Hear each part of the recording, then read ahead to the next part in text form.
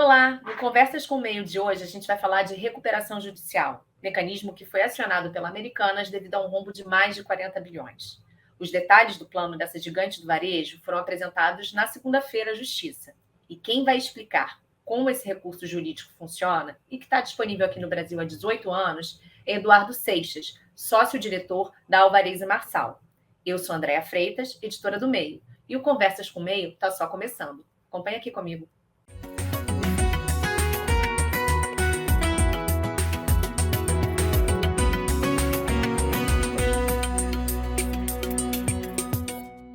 Oi, Eduardo, muito bom ter você aqui com a gente hoje. Vamos lá, a gente vai falar um pouquinho de recuperação judicial e a minha primeira pergunta é bem objetiva, né? O que é uma recuperação judicial e qual a diferença desse recurso para a falência? Ok, André, é um prazer muito grande para mim estar participando aqui do Conversa com o Meio. E pergunta muito tranquila, né? A recuperação judicial, né, é um passo normalmente antecedente à falência, né? As empresas buscam uma proteção judicial quando elas têm alguma dificuldade em cumprir com o pagamento das suas dívidas, né, onde elas não geram caixa suficiente para pagar suas dívidas, e elas entram num processo, né, uma proteção judicial para que ela consiga fazer uma renegociação com seus credores de forma estruturada, né? A falência é quando a empresa já não tem mais chance de sobrevivência, às vezes o produto que a empresa produz, né, o serviço que ela presta, já não tem mais utilidade no mercado e a empresa não tem condições de reestruturar a sua dívida. Então, ela acaba indo para a falência. Mas, normalmente, uma empresa, ela primeiro entra com um processo de recuperação judicial, né, tenta fazer uma renegociação das suas dívidas e, caso ela não tenha êxito nessa renegociação, ou mesmo que ela tenha um êxito na renegociação, mas ela não consiga cumprir, né, consiga cumprir com um plano, que numa recuperação judicial, a gente precisa aprovar um plano de pagamento. Daí ela acaba convolando em falência, né? Então, normalmente, a recuperação judicial é um processo antecedente a uma falência, né? Alguns casos não, a empresa entra em falência direto, mas são casos são menos casos, né?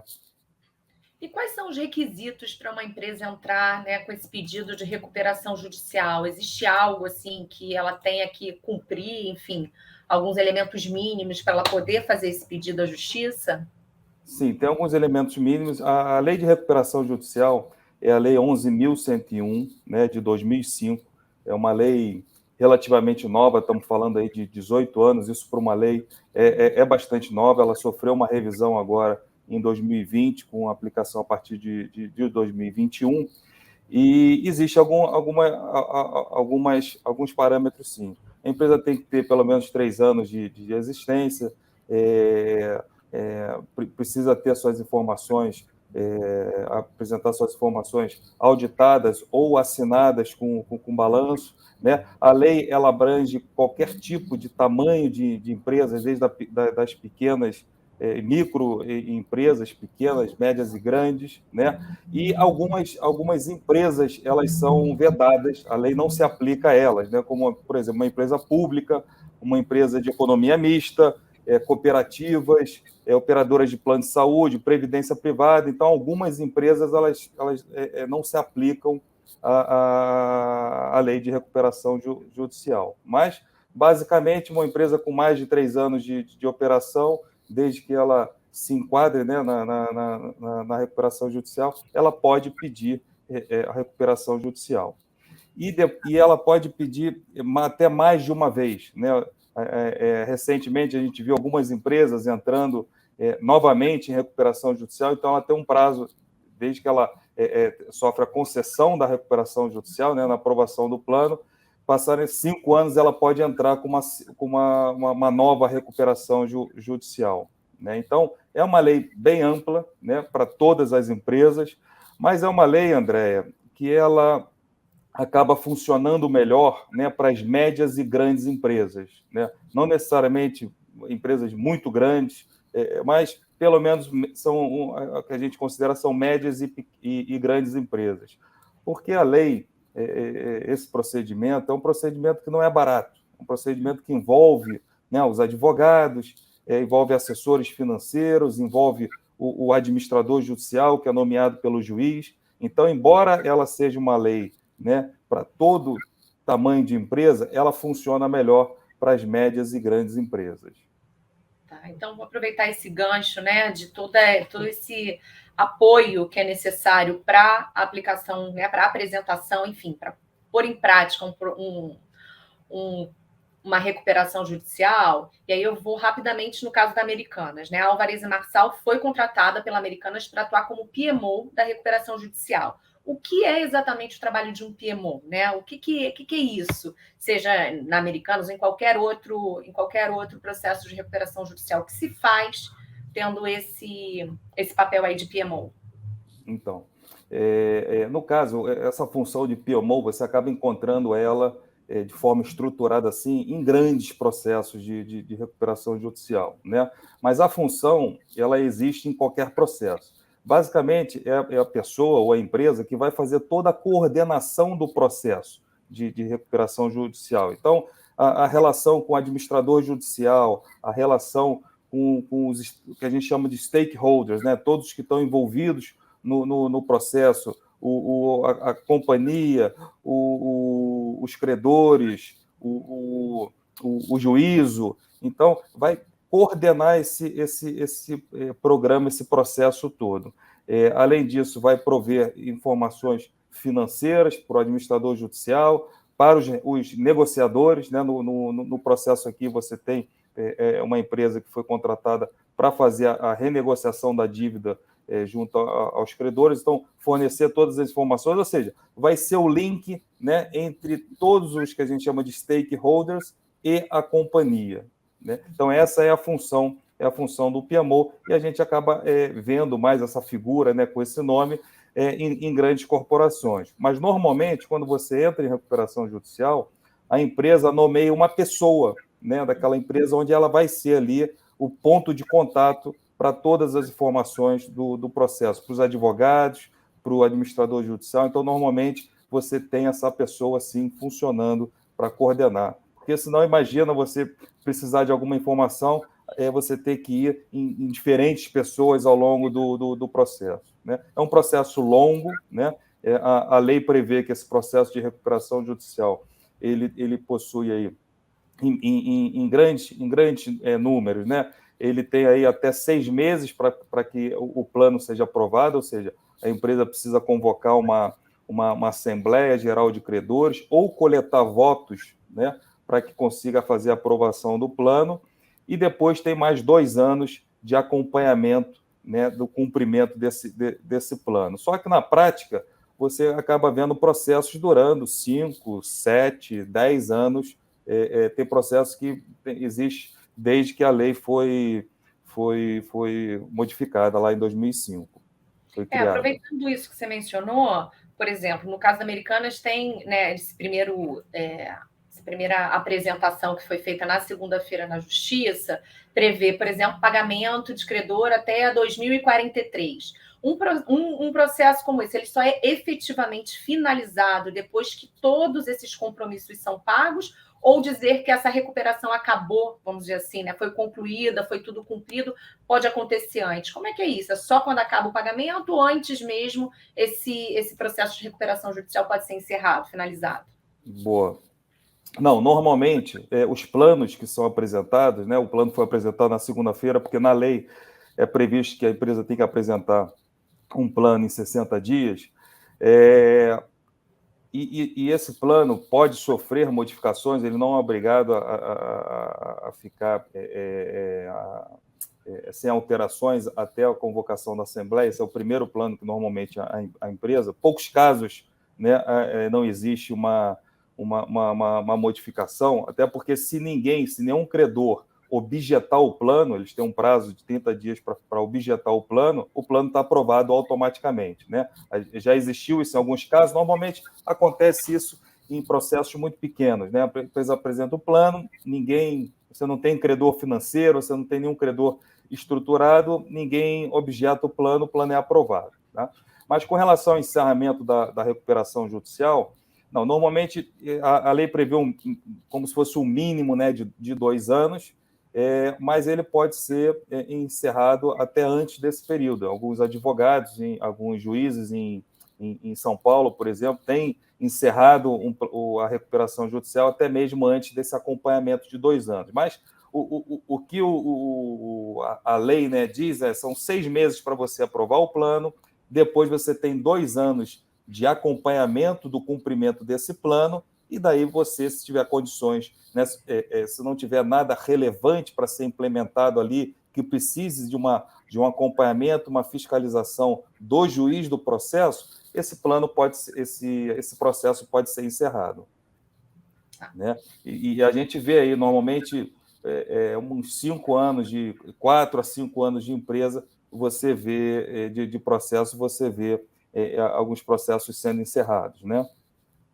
Mesmo havendo pagamento lá na frente para acontecer, aquele processo é considerado finalizado. Isso aí é outra coisa muito comum, né? Por que as empresas entram numa recuperação judicial? Imagina você se depara normalmente uma empresa, né? Dependendo do tamanho dela, tem 500, 1.000, 2.000, 8.000, 65.000 credores, como foi o caso da Oi, por exemplo. Como é que você vai conseguir negociar, né, com todas essas pessoas se não for através de um processo estruturado, né? Então, a recuperação judicial, ela permite isso, que você faça uma negociação da sua dívida, né, de forma estruturada. Você tem uma proteção, né, durante um determinado período, que a gente chama stay period. Durante esse período, nenhum credor pode te executar, sua dívida está blindada durante esse período, então você tem, né, meios para fazer essa reestruturação da companhia, né? Até falando um pouquinho de como é que funciona a aprovação de um plano, não sei se você quer que eu fale agora ou... Vamos nessa, ótimo. Então, vamos lá. Um plano de recuperação judicial, quando você entra em recuperação judicial, você divide os credores em 4 classes, né? Classe 1, 2, 3 e 4. A classe 1 corresponde à classe trabalhista, tá? Então, todos os funcionários, todas as dívidas trabalhistas estão inseridas nessa classe, e honorários advocatícios também são alocados na classe 1. Você tem a classe 2, que é uma classe no qual o credor ele possui algum tipo de garantia real, né? Uma penhora, por exemplo, de um bem. Então, você é alocado na classe 2. Na classe 3 são aqueles credores que não têm nenhum tipo de garantia, que a gente chama de uma dívida clean, né? Não tem nenhuma garantia suportando aquele empréstimo que ele fez. E na classe 4 são as micro e empresas de pequeno porte, e são os credores, né, que são micro e empresas de pequeno porte. Então, você precisa aprovar, sem nenhuma intervenção judicial, você precisa aprovar nas 4 classes, né? Então, na classe 1 e na classe 4, que são os trabalhadores e as empresas de micro e pequeno porte, você aprova por maioria 50% mais 1 somente de credores, somente pela quantidade de credores, não importando o crédito que cada um tenha. Ok? Na classe 2 e classe 3... Só para ficar bem claro, se houver, por exemplo, 100 credores, 51 dando ok, segue aquele plano proposto para essa classe, A1 ou A4, é isso? Perfeito. Só que 100 credores que estejam participando da Assembleia, né?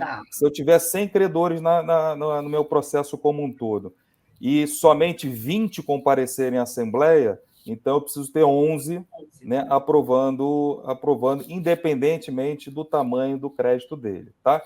Isso para as classes 1 e a classe 4. Na classe 2 e classe 3, que normalmente são créditos mais relevantes, a empresa precisa aprovar tanto maioria, né, 50% mais 1, 2 presentes, tanto em termos de número de credores, quanto em valor de crédito. Tá? Então, ela tem que aprovar nas 2 modalidades. Então, o plano é aprovado sem nenhuma intervenção judicial se você conseguir aprovar a classe 1, 2, 3 e 4. Se você não conseguir aprovar em uma dessas 4 classes, aí você começa a ter um desdobramento, uma complexidade maior, que a gente chama de uma aprovação via cram down, né? Se pelo menos tiver uma aprovação de 1/3 dentro daquela classe ali, o juiz pode autorizar a aprovação do plano. Por exemplo, se eu aprovar na classe 1, não aprovar na 2 e na 3, quer dizer que meu plano não está aprovado. Não é que eu aprovei na classe 1, então eu vou pagar os créditos, eu vou pagar meus credores dessa forma. Não, você tem que aprovar em todas as classes de pagamento, né? Em todas as classes de credores. Tá. Você mencionou, acho que a classe 2, que tem algum tipo, que pode ter um bem penhorado, alguma coisa do tipo. O que significa exatamente isso? É, por exemplo, sei lá, não sei, um carro que esteja em leasing com a empresa, aí o proprietário poderia recuperar esse bem. É algo assim? Não sei se eu dei um exemplo mais adequado, mas é algo assim. Um bom exemplo. Na verdade, né, em termos jurídicos, você pode ter o carro através de uma penhora, né? Por exemplo, eu te emprestei um dinheiro. André, eu estou aqui te emprestando aqui 100 mil reais, eu posso não pegar nada como garantia. Você me paga isso aí em 24 parcelas e pronto. Ou seja, eu sou um credor quirografário. Eu te emprestei o dinheiro e não te exigi nenhuma garantia. Essa é a classe 3. Na classe 2, eu chego, te empresto os 100 mil, e eu falo, o que você tem para me dar como garantia? Eu tenho aqui um apartamento, eu tenho aqui um carro.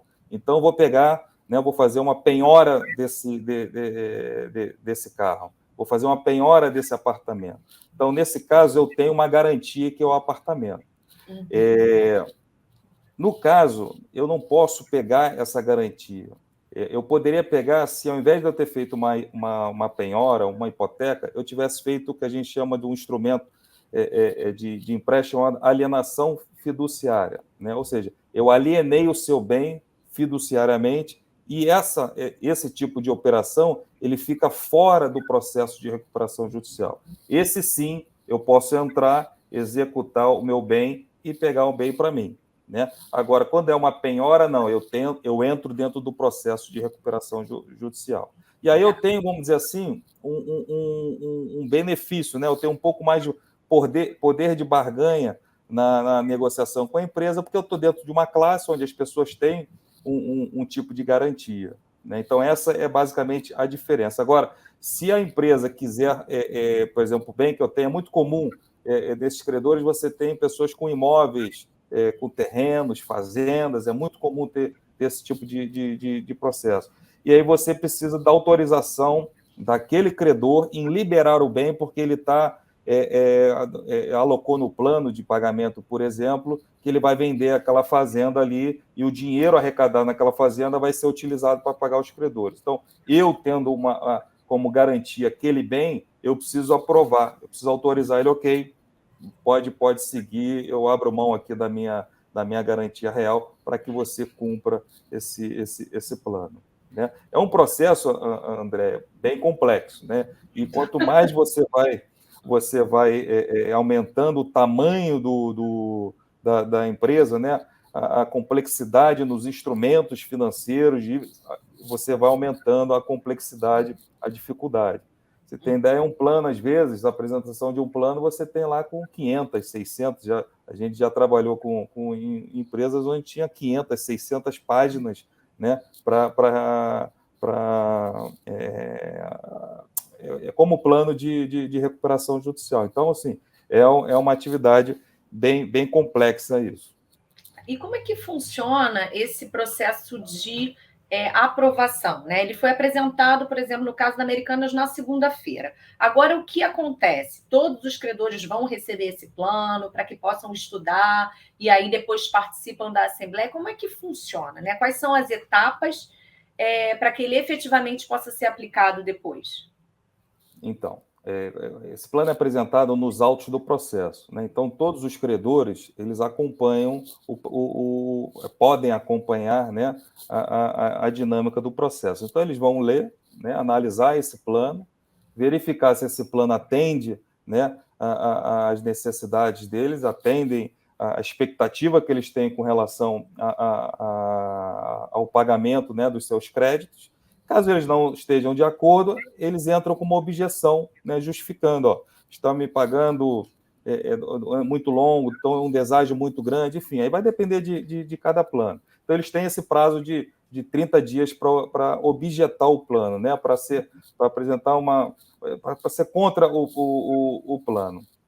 E com essa objeção, abre o prazo, né, para a companhia convocar uma Assembleia Geral de Credores, né? Normalmente, antigamente, antes da pandemia, essas assembleias eram presenciais, né? Com a pandemia, essas assembleias passaram a ser virtuais, né? Em alguns casos, possui uma assembleia híbrida, onde você tem uma estrutura presencial e uma estrutura online, né, para fazer a assembleia. Então, nesse momento, é onde vai se discutir, né, o plano com os credores.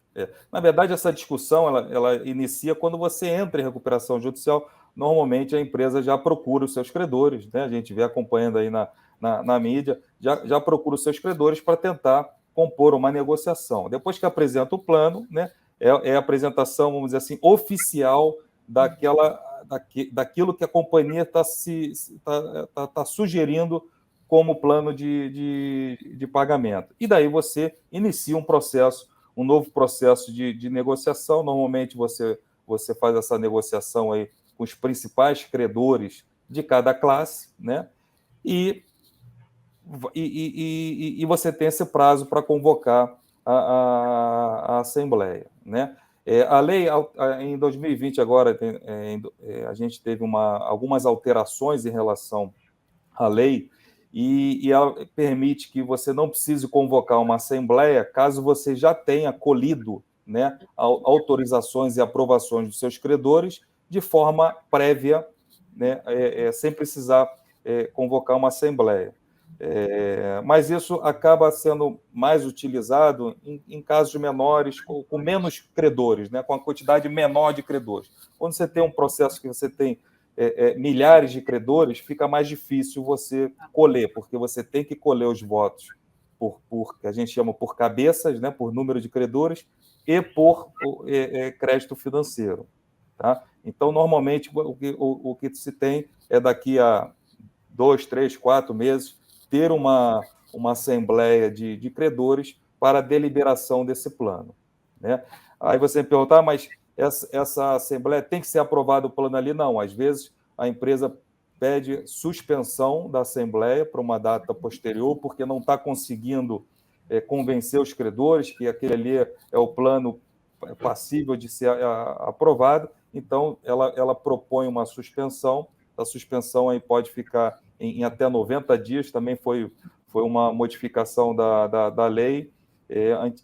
Na lei anterior você podia suspender, não tinha prazo nenhum, quantidade, então agora deu uma limitada, mas você consegue fazer essa suspensão, porque aí você vai pedir mais tempo, né? Você vai ter mais tempo para poder negociar a dívida com seus credores. Em alguns casos, essa suspensão é feita até dentro do próprio dia, né? Às vezes é só um detalhe pequeno ali para você conseguir aprovar. Então, às vezes pede a suspensão da Assembleia para retomar daqui a 1 hora, 2 horas, e em alguns casos isso acaba sendo bastante utilizado. Eduardo, e se um plano não é aprovado?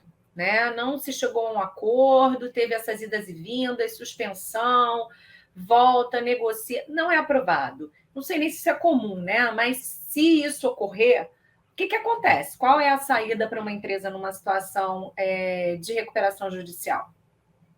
Vamos lá. Antes da modificação da lei em 2020, se um plano não for aprovado, né? Ou seja, a empresa colocar o plano em votação e esse plano não for aprovado, a empresa é convolada em falência. Tá? Isso era assim antes da modificação da lei, agora, 2 anos atrás.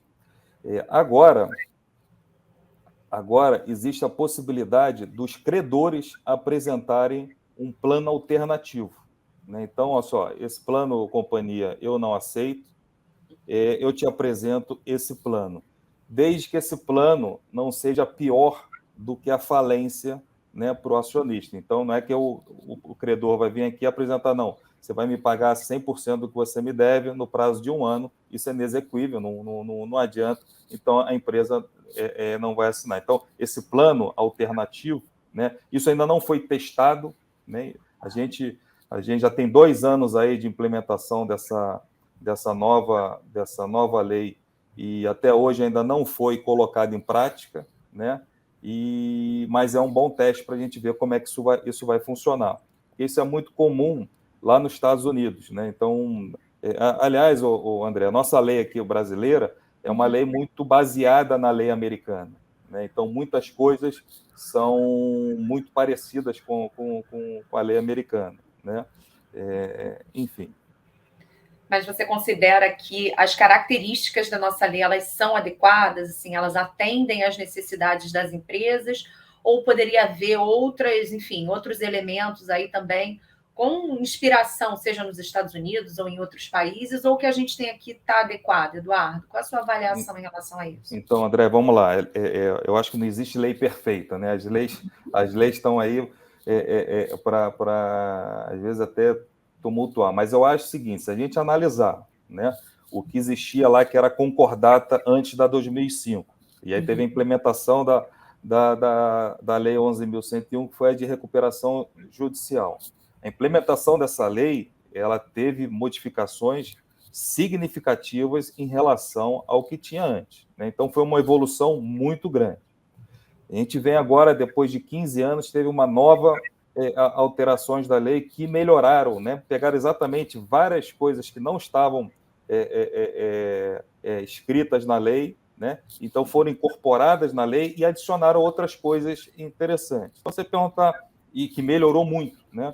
Principalmente o quesito de falência, né? Antes tinha uma preocupação muito grande se a empresa entrar em RJ, depois a empresa entrava em falência e aí ficava dezenas de anos, né? Tem empresa que está mais de 30 anos, 40 anos em falência.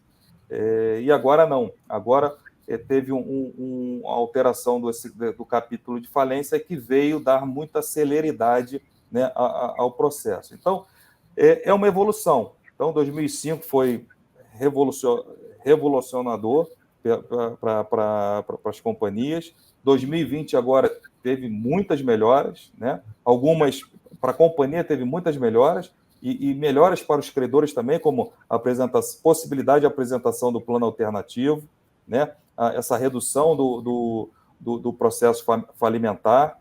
E eu acredito que a empresa ainda tem alguns pontos para evoluir, mas eu acho que a evolução que teve aqui até o momento foi uma evolução bastante importante para o processo, né? E é uma evolução, a gente está muito próximo daquilo que está presente nos Estados Unidos, né? Os Estados Unidos é um pouco mais pragmático em determinados assuntos, né? Mas eu acho que é uma evolução grande. Eu diria que hoje a lei é uma lei boa para o processo de recuperação. Não é a melhor, né? Poderia ser aperfeiçoada em alguns aspectos, mas é uma lei importante tanto para as companhias e agora deu um poder maior de barganha para os credores. Voltando um pouco ali na questão das classes, né? Classe 1, 2, 3, 4. Há algum tipo de hierarquia para o recebimento, enfim, das dívidas, né? Para a quitação das dívidas entre a empresa que está em recuperação judicial e os credores? Enfim, o trabalhista vai na frente? Como é que é isso? Tem alguma ordem nesse sentido, Eduardo? Não, necessariamente não. O que se faz, né, você tem lá prazos para pagamento do credor trabalhista em até 1 ano, isso é previsto, mas acaba sendo, às vezes, feito o pagamento num período superior a esse. Mas o que acontece, na verdade, na prática, as companhias elas acabam priorizando os funcionários, né?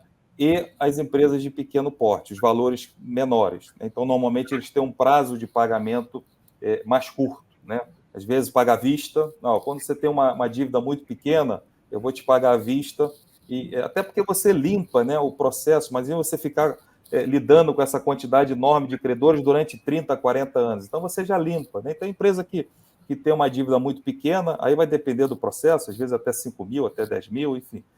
Você acaba pagando à vista, acaba pagando em 6 meses, acaba pagando em 12 meses, né? Mas uma característica do processo de recuperação judicial é que você deve tratar os seus credores, né, da mesma forma, né, com isonomia. Então, por exemplo, eu não posso tratar um trabalhista diferente de outro. Eu não posso pagar mais rápido para um funcionário do que outro, né? O que se faz normalmente, né, que a gente chama de subclasses, às vezes eu tenho um trabalhista só, eu vou pagar para todo mundo que tem até 150 salários de crédito, eu vou pagar assim, vou pagar à vista, eu vou pagar em 12 meses. Para quem tiver acima de 150 salários, eu vou pagar de forma diferenciada. Né? Então, eu estou pagando todo mundo 150 salários. Agora, se a pessoa tem mais de 150 salários de crédito, ela vai receber os 150 ali, igualzinho a todo mundo, e aquilo que sobrejar, né, os 150 vai receber de outra forma. Né? Outra coisa comum se fazer na subclasse, você, dentro da classe quirografária, você tem muito fornecedor. Né? Então, por exemplo, eu tenho um fornecedor que é estratégico, fornecedor importante para a companhia, né? E eu tenho outro fornecedor que não é tão importante. Então, a gente define lá quais seriam aqueles fornecedores que, por exemplo, mantiverem a mesma política comercial que mantinham no ano passado, antes da recuperação judicial. Eu vou tratar ele de uma forma diferenciada, né? Eu vou pagar as dívidas dele de uma forma mais rápida.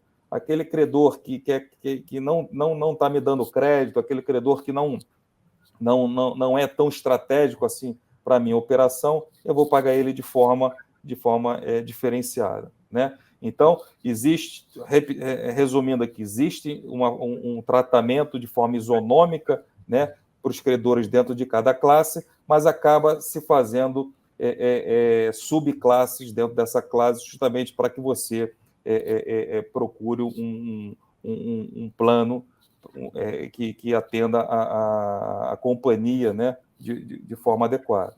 Né? Outra coisa importante, Andréia, normalmente, a maioria, se não todos os processos de recuperação judicial, eles precisam de dinheiro. Né? Muito comum, a empresa entrou em recuperação judicial, você sofre, né, uma suspensão aqui do crédito, né, normalmente temporário. Então, você precisa de dinheiro novo. Né? Então, outra coisa comum é você tratar as instituições financeiras também de forma diferente. Aqueles que estão em empréstimo vão ter um pagamento da sua dívida de forma diferenciada. Né? Então, é muito comum. Todo o processo, normalmente, a empresa precisa de capital para fazer frente. Por isso que é muito importante que uma empresa, quando ela precisa entrar em recuperação judicial, ela tenha definido uma estratégia. Né? Infelizmente, na prática, não é isso que acontece. A empresa acaba sendo atropelada por algum credor e você acaba tendo que entrar numa recuperação judicial sem se preparar. Mas o ideal, né, quando a empresa se depara com uma dificuldade no pagamento de suas dívidas, né, ela contratar um assessor financeiro, ela contratar um advogado para tentar verificar qual é a melhor maneira de fazer essa negociação com os credores. Né? A recuperação judicial, a gente diz para os nossos clientes que é a última alternativa que a companhia tem deve ser a recuperação judicial. E não é a primeira. Né? Primeiro, você tem que tentar equacionar suas dívidas com os principais credores, né? E somente no caso de não terem nenhum êxito é que você caminha para um processo de recuperação judicial. Né? Mas, infelizmente, o acionista, né, o dono da companhia, né, e aí em pequenas, em médias, enfim, na grande maioria das empresas, ele acaba achando que vai resolver o problema sozinho. Né?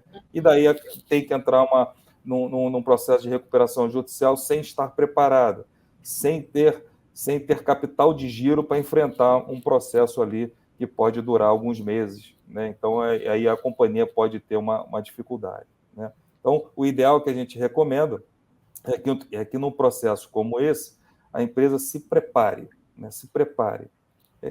Porque as chances de sobrevivência, né? As chances de recuperação da companhia são muito maiores.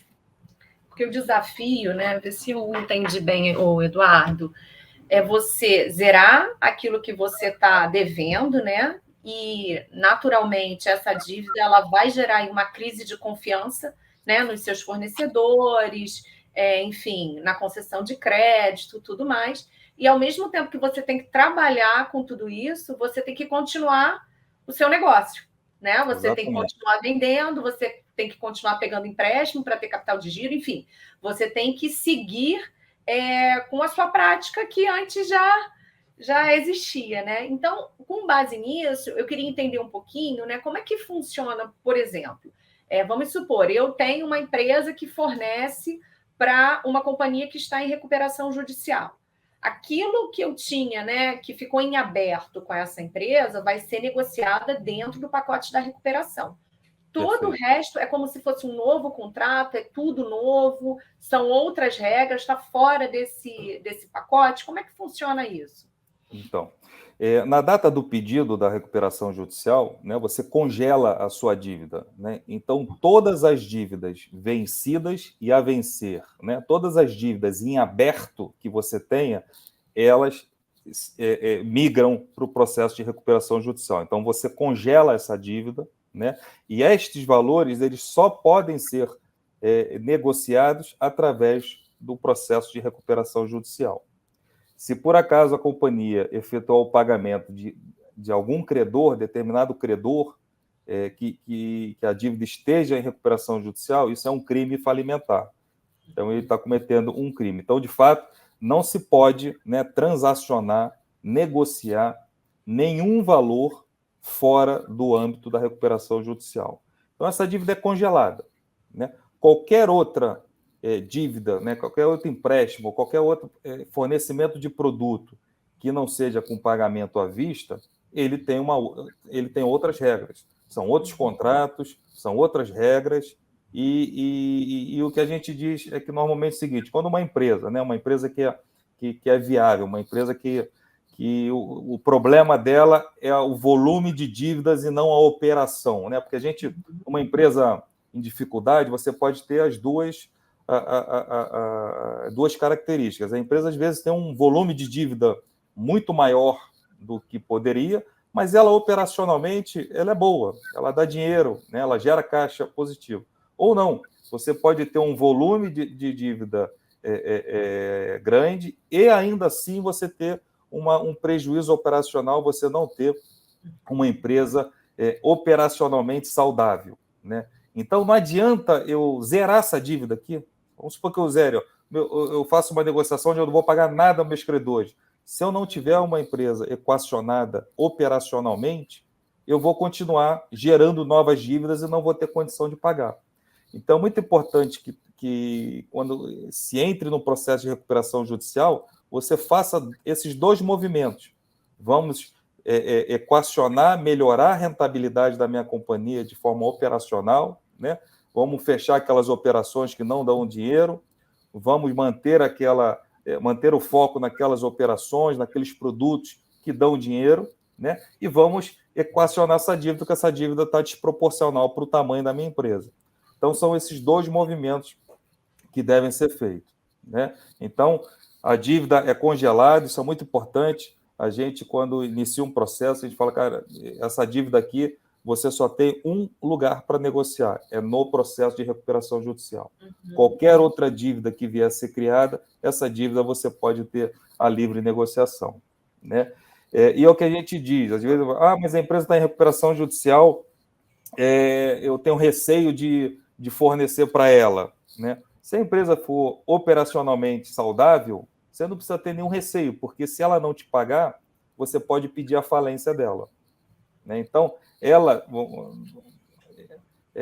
estando operacionalmente saudável, operacionalmente gerando resultados, é muito mais fácil ela cumprir com o pagamento da dívida do que se ela não tivesse em recuperação judicial. Você está entendendo? Porque existe, né, um artigo da lei determinando que, se ela não te pagar estando em recuperação judicial, você pode pedir a falência dela.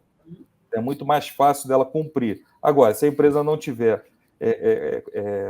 operacionalmente saudável, ela pode vir a não cumprir com as suas obrigações. Usando exatamente esse ponto aí que você mencionou, de estar operacionalmente saudável, isso eu entendo que tem uma ligação direta com a administração da empresa também, né? E como é que funciona essa administração no momento da recuperação judicial? Segue a mesma direção, a mesma administração? Entra alguém para poder, vamos dizer assim, assumir a empresa durante esse processo? Ou essa interferência, né, seria apenas em relação ao montante, né, ao que está sendo equacionado ali na recuperação judicial? Como é que fica essa parte administrativa? Normalmente, a administração da empresa, e aí que eu vou pegar um gancho aqui no que eu falei da questão de você buscar assessores, né, para atuar em conjunto com você no processo, a importância dos credores, porque a companhia ela tem que continuar operando, ela tem que continuar vendendo, ela tem que continuar comprando, ela tem que continuar gerando caixa. Então, o desvio da atenção, né, dos executivos da empresa, eles precisam continuar na empresa. Eles não podem se desviar para uma renegociação com credores, eles não podem se desviar. Então, por isso que é importante a empresa contratar assessores para fazer esse papel de renegociação, de negociação das dívidas, para que toque o processo de recuperação judicial e deixar os seus executivos lá tocando efetivamente a companhia, né? Então, normalmente, Andréia, a gente tem uma permanência da administração da companhia, ou seja, o acionista decide, né, quem que vai administrar. Ele pode continuar com a mesma administração que vinha até então, ele mesmo pode mudar, né, pode trocar os diretores, o presidente, fica a cargo dele fazer essa mudança. A não ser que tenha tenha ocorrido alguma fraude, né, no processo, e o juiz pode, sim, nomear, né, o que a gente chama aí de um gestor judicial, ou nomear um interventor para que faça a administração da companhia, né? Então, essa a interferência do Poder Judiciário na gestão da companhia é só se acontecer alguma coisa que esteja fora, né, dos padrões, né? Se não houve fraude, houve apenas, não houve má gestão, não houve fraude, houve apenas quer dizer, má gestão não, se não houve dolo, se não houve fraude, a empresa teve só, às vezes, errou na mão, errou na gestão aqui, a empresa continua, né? Não tem por que o judiciário se intrometer. Isso é comum, sim, em alguns casos a gente tem, né? Vários processos a gente tem aí uma modificação da gestão. Existe uma denominação de gestor judicial, que é diferente do administrador judicial. O administrador judicial é a pessoa física ou jurídica que o juiz nomeia, né, assim que ele aceita o pedido, né, assim que ele defere o pedido de recuperação judicial, ele nomeia um administrador judicial. O nome é ruim, porque, na verdade, ele não administra, né, a companhia, ele não administra nada, tem muita confusão com as funções do administrador judicial em determinadas jurisdições. Mas é uma pessoa, vamos dizer assim, de confiança do juiz para que fiscalize e coordene todo o processo de recuperação judicial. Então, essa figura, ela vai acompanhar, ela vai checar se o valor das dívidas está correto, ela vai fazer com que presidir a Assembleia Geral de Credores, ela vai fazer com que o processo de recuperação judicial ele ande, né, e não fique simplesmente na mão da companhia. O gestor judicial não. O administrador judicial ele não administra a empresa, ele administra, vamos dizer assim, o processo de recuperação. Tá. Isso, ele coordena. Realmente, o tema é ruim, né? Fica confuso. O tema é ruim. O tema é bem. A nomenclatura é bem ruim, né? E tem muita confusão nessa função, por incrível que pareça, dos tribunais normalmente trabalhistas, né? Eles acabam confundindo a figura do administrador judicial como o diretor da companhia, né? enfim, isso acaba trazendo problema para o administrador judicial, porque ele às vezes, penalizado por algo que ele não cometeu, né? Mas isso é diferente do gestor judicial. O gestor judicial, não, ele vai, de fato, entrar para gerir a companhia. Tá? Então, essa é a diferença. Mas isso acontece num número pequeno de casos em relação ao total de pedidos que a gente tem aí, de processos de recuperação judicial. Tá. Se o processo, né, for aprovado e não for aplicado, você mencionou que aí o credor pode pedir a falência da companhia, né? O que significa exatamente isso? Se a empresa for à falência, o que ocorre com essa dívida? Como é que isso é pior? Enfim, como é que fica essa relação com o credor? Então, vamos lá. Então, a forma da empresa, né? Caso ela não cumpra com as obrigações de novas dívidas, o credor pode pedir a falência da companhia. Outra forma do credor pedir a falência é o não cumprimento do plano de recuperação judicial, né? Isso também é comum. A empresa aprova um plano, mas ela não consegue cumprir. Uhum. Daí sim, existe hoje, né, embora a lei fale, não cumpriu, a empresa faliu, existe hoje aí como é que se fala? Um perdão durante algum tempo, né, para que a empresa consiga, às vezes, em alguns meses, às vezes ela vai se recuperar, ela vai continuar cumprindo o plano, mas se não cumprir, a empresa convola em falência. Aí na falência muda tudo. Na falência, aquele plano todo que foi aprovado, aquilo ali é cancelado. E aí sim, existe um artigo na lei que você estabelece prioridades de pagamento, né? Então, você tem o que a gente chama de credores extraconcursais, que estão fora do concurso, eles vão ter prioridade. Aí tem a classe trabalhista, que tem até 150 salários, eles têm prioridade em relação aos demais. Aí depois vem para aqueles que a gente chama dos financiadores, né? Dos investidores que financiaram a empresa após o processo de recuperação judicial. A gente tem uma nomenclatura chamada DIP, né? Debt in Possession. É aquele banco, aquele investidor que fez um DIP na companhia, ou seja, ele apostou, colocou dinheiro novo depois do pedido de recuperação judicial. Esse tem prioridade em relação aos demais, né? E aí você tem toda uma prioridade até chegar... depois tem a dívida tributária, depois você tem a dívida sem garantia, né?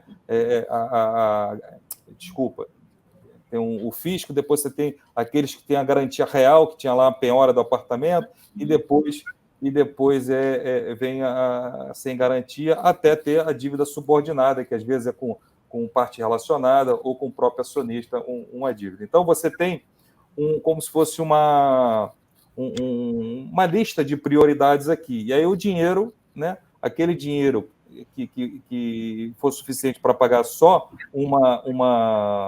um item, né, só um tipo de credor, ele pagaria só aquele tipo de credor. Se ele conseguir pagar dois tipos de credores, isso vai... É como se fosse um pote, você vai alimentando.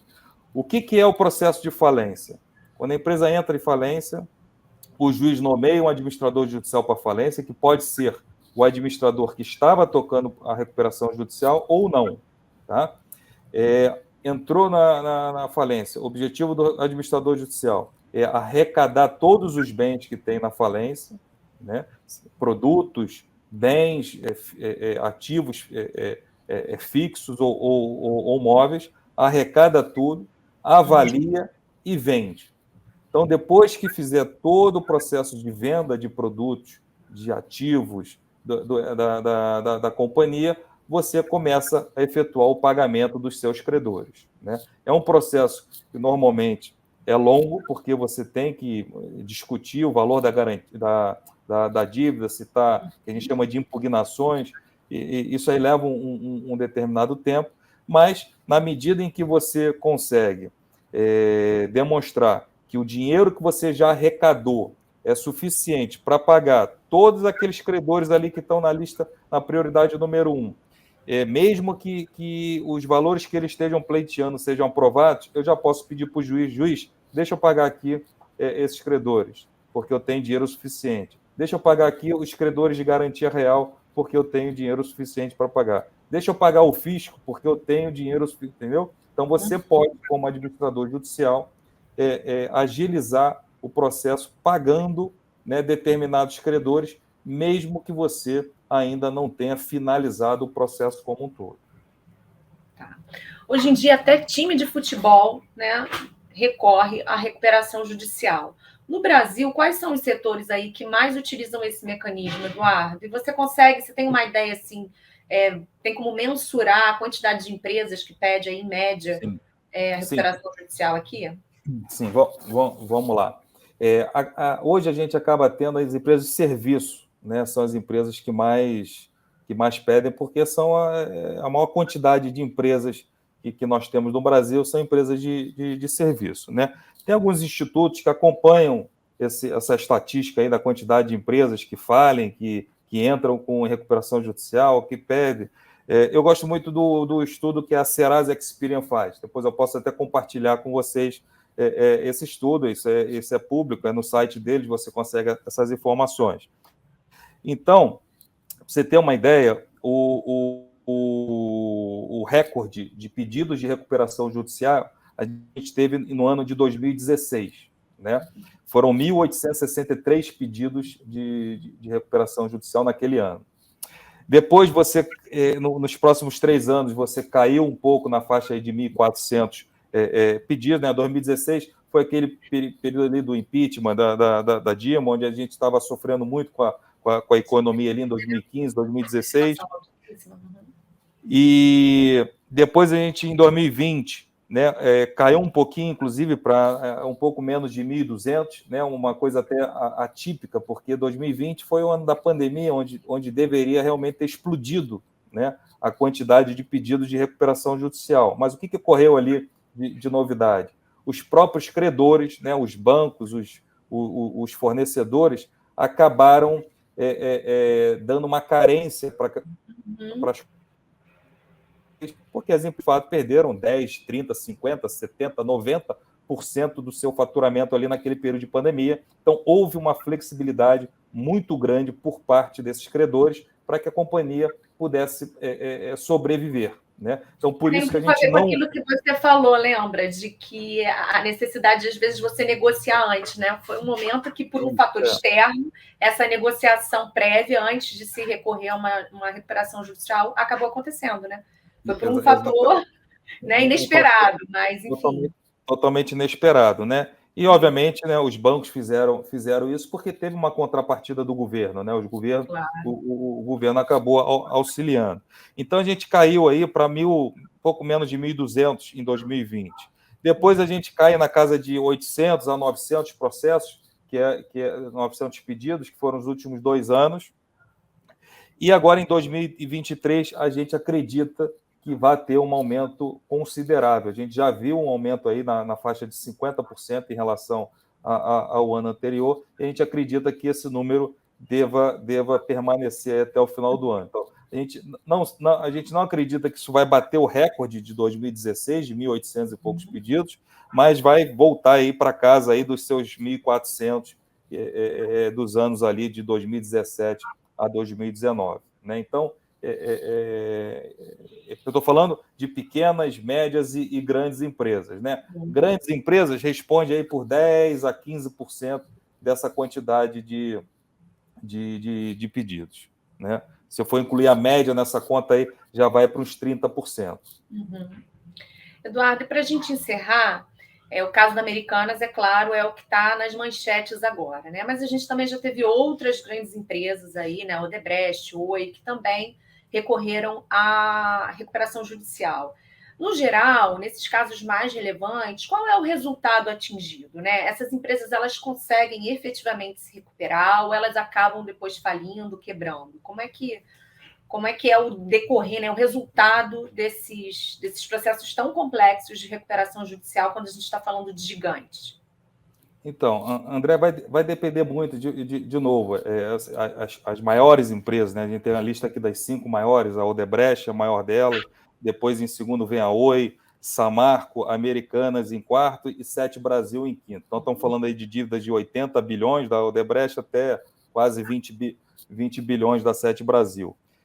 De fato, vai depender muito, né, da capacidade de sorregimento da companhia. O que a gente vê, se você for pegar o mercado como um todo, né, todas as empresas, talvez você tenha ali um número pequeno de empresas sobrevivendo. Mas se você for ali para as médias e grandes empresas, você tem um número relevante. Hoje não existe nenhuma estatística com relação a isso, né? Quantas empresas de fato se reergueram após a recuperação judicial, mas a gente tem um número, sim, interessante e representativo das empresas se recuperando, né? Talvez não voltando a ser do tamanho que era, talvez não voltando, né, a ter as mesmas rentabilidades que tinham, a mesma geração de caixa, mas você vê as empresas sobrevivendo, sim. Né? Então, assim, eu diria que o Instituto da Recuperação Judicial é um instituto que veio aí ajudar as empresas, de fato, a se recuperar. A gente tem bons exemplos aí de empresas, né, que se recuperaram. Me veio duas aqui na cabeça. A Eneva teve uma aprovação muito rápida do seu plano, está aí, se recuperou e enfim, está indo de vento e popa. Outra empresa, uma empresa do Rio de Janeiro de varejo, a Casa e Vídeo, também entrou em recuperação judicial e se recuperou, está expandindo agora as suas operações nos últimos anos. Então, você tem, sim, exemplos de empresas bem-sucedidas após um período de recuperação judicial. Né? E eu espero que cada vez mais a gente tenha sucesso nas empresas, né? Porque, de fato, o Instituto veio aí para ficar. Tá ótimo, Eduardo. Foi um prazer conversar com você. Muito obrigada. Você deu uma aula aí de recuperação judicial, ajudou bastante a entender esse tema que é tão complexo. Obrigada. E, André, obrigado a você. Mais uma vez, agradecer aí conversas com o meio e estamos aqui à disposição. Um grande Obrigada. abraço a todos. Obrigado. Um abraço. Tchau, tchau. Tchau, tchau.